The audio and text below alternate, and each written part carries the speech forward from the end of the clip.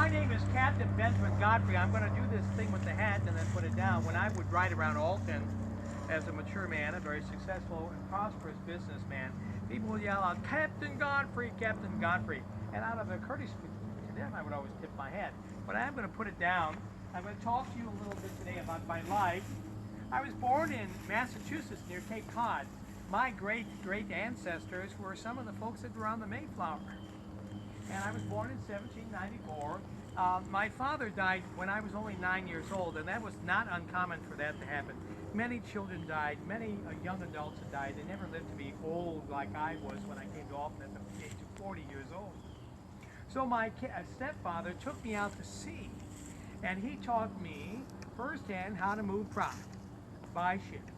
And we moved product from Europe to North America. I actually lived in Ireland for a while, but most of my sea work was moving product from Boston, New York, Philadelphia, around the coast, around Rounders, Florida, and up to the great city of New Orleans.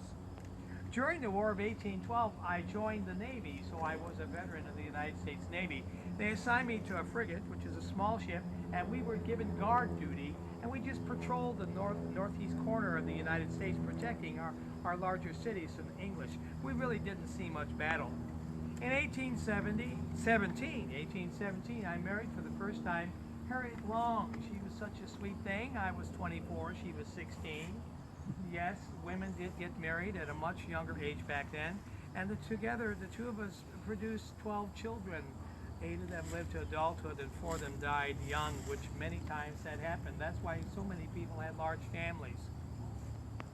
In my excursions, especially down to New Orleans, I happened to run into 2 young fellows. I was close to 40. They were only in their mid-20s. Winthrop Gilman and his brother Arthur.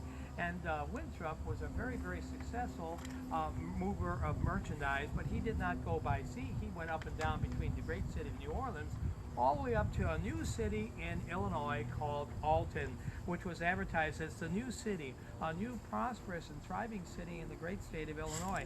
And for a time, Alton was the place to live, right by the river. Mind you, folks, roads back in these days were almost non-existent. There would be a single path for a horse, or maybe, if you're lucky, 2 paths where the wheels would go down. So you move product by river.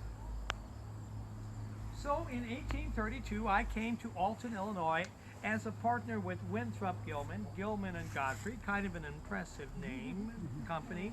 And I went to business with him, and in 1832, as I stepped off that steamship onto the shores of Alton, I said to myself, I am a new man. I have sinned in the past. I'm almost 40 years old. I will soon bring my children and my wife here, and I'm going to give back to the city of Alton. I'm going to give back a portion of my monies to the city of Alton. One of the first things I did was build a church. What a wonderful thing to do. A substantial, the largest church in the city of Alton at the corner of 3rd and Market Street. And ladies and gentlemen, that church is so substantial, it's still there to this day. It was called the Godfrey Chapel. I let the good Presbyterians use it, yes. I let the Baptists use it, yes. Never the Catholics. But in 1847, I contracted with a wonderful group of people of the Episcopal faith, St. Paul's Episcopal Church, and they bought that building from me in 1847. I made some money. They were happy with that building, and still to this day that church stands. And if you ever want a magnificent view of the Mississippi River, you go there on a fall morning on a Sunday morning, and look across from that hill, and you see the magnificent, sparkling Mississippi River.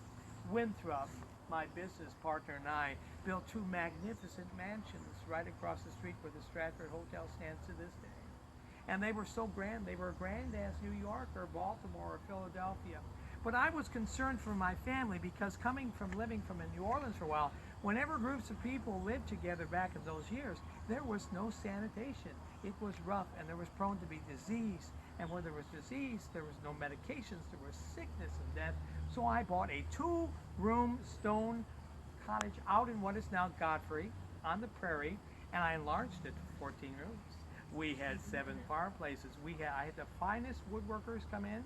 We built porches on all sides of the house so that we could chase the sun around, so we would not have to sit in the sun. If you look at it, it still stands to this day. They call it the Godfrey Mansion. It does resemble a little bit of a Greek revival mansion, something like you might find down in Louisiana or Alabama or Mississippi. Now, in 1837, just after I built my mansion, Winthrop Gilman and I contracted with the man whose remains are here, Elijah Lovejoy. He was coming to Alton from St. Louis with lots of baggage. I'm not talking about suitcases. I'm talking about he was so radical abolitionist, they told him to get out of St. Louis. So I came here to Alton, and Winthrop and I gave him one of our warehouses to put his printing press in. Now, where that warehouse stood, if you go down Broadway, where William Street comes down from the hill, right to Broadway, there's a great silo standing there. That's where the warehouse was. And that's where a mob, a group of, very nasty people, probably they were drunk at the time, Southern sympathizers, very much pro-slavery, and they shot that poor man. Now, Winthrop went down there, but he was much younger than myself. I came down the next day, somewhat in a selfish way, to see how the warehouse was doing, because it was one of our most substantial buildings, and those fools had threatened to burn down that warehouse if Lovejoy didn't give up that printing press. A sad story, but I was part of it. Now, in 1838, thereabouts, I had a lot of children. Most of them were girls. And in those years, you did not educate girls. You educated the men. One time, I was sick in my bedchamber, and my wife came in and said something to me. Walked out, and my little daughter just repeated word for word what mother said. And I thought, my goodness, what a waste of a mind, of a beautiful young mind, a girl's mind. So I decided to build what is now the Lewis and Clark campus. It was the Monticello Seminary for Girls. They called it Godfrey's Folly. Yes, a joke. But it became a reality. I put lots of money. It takes money to do anything, really, even in those days, back in today's days. And they built that seminary. I brought the finest teachers in, and it became the Seminary for Girls, the Monticello Seminary for Girls. Now, sadly, about the same time, you know, it's so tragic when you lose children. And my youngest daughter, Caroline, was only but 5 months old. She died.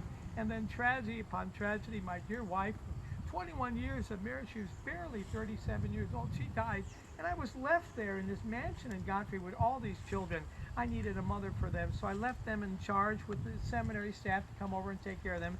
I went out east, I came back with another wife within 9 months. Her name was wonderful Rebecca. She was French. She did not want to be called Mrs. Godfrey. She wanted to be called Madame Godfrey. Well, whatever. We did have 3 children together. Now, my good friend was Abraham Lincoln, a great, big fellow.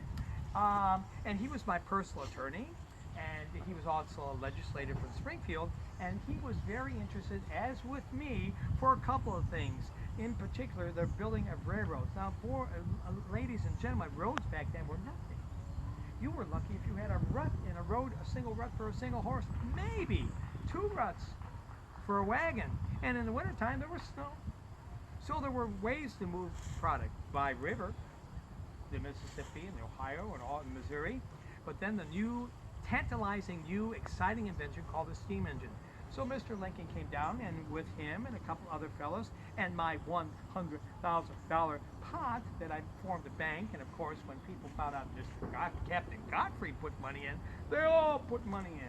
And we start construction of the first railroad between Alton and Springfield, and then to other parts of the state, the Alton Sangamon Railroad Company in 1847. It was finished in 1852, and Mrs. Lincoln came down to Lincoln-Douglas debate on that railroad. It was a great and new invention. Another thing that Lincoln and I shared a bit, he did not drink, nor did I. We were strong members. I was in particular a strong temperance movement guy. When I found out someone was going to buy a building, buy a piece of property for the purposes of putting in a saloon, I made arrangements. I usually bought the property out from underneath it. There was going to be no drinking places up near my home in Godfrey. Alton, some of them snuck in. So all these stories I tell about you, I'm ready to close my story here. Some people ask, Captain Godfrey, run for office. And I never ran for office. I was just a successful man here in town who raised his family, who gave back to the community as much as I could in a good Christian way. But I'd like to hear thunderous applause at the end of my talk, not for Captain Godfrey, but for all the good people who call Alton and Godfrey their home today. Thank you very much for coming.